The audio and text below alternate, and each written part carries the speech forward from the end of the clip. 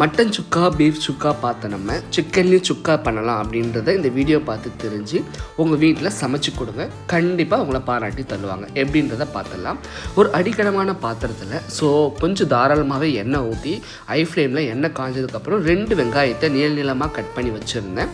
அதை நல்லா ஹை ஃப்ளேம்லேயே நல்லா டீப் ஃப்ரை பண்ணி அதை ஒரு பவுலில் எடுத்து வச்சிடலாம். இந்த மாதிரி வரணும்.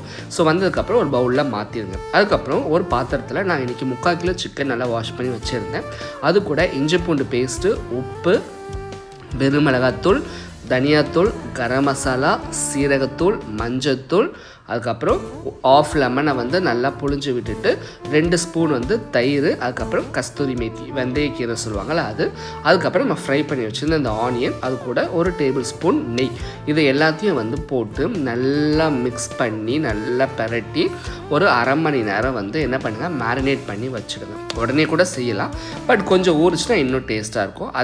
அதே எண்ணெயை கொஞ்சம் எடுத்து வச்சுட்டு, நிறைய எண்ணெய் இருந்துச்சு, அந்த எண்ணெயில் கொஞ்சமாக வச்சு நம்ம மேரினேட் பண்ணி வச்சுருந்த அந்த சிக்கனை நல்லா இதில் போட்டு ஃபஸ்ட்டு ஹை ஃப்ளேமில் நல்லா கிண்டிகிட்டே இருங்க. ஒரு 5 நிமிஷம் நல்லா கிண்டினதுக்கப்புறம் ஒரு லோ ஃப்ளேமில் வச்சு ஒரு 10 நிமிஷம் இந்த மாதிரி மூடி வச்சுருங்க. ஈவனாக குக் ஆகும். அதுக்கப்புறம் நல்லா பரட்டுங்க. பார்க்குறதுக்கே எவ்வளோ கலர்ஃபுல்லாக இருக்குதுன்னு பாருங்கள். சீரியஸாக டேஸ்ட்டும் சூப்பராக இருந்துச்சு.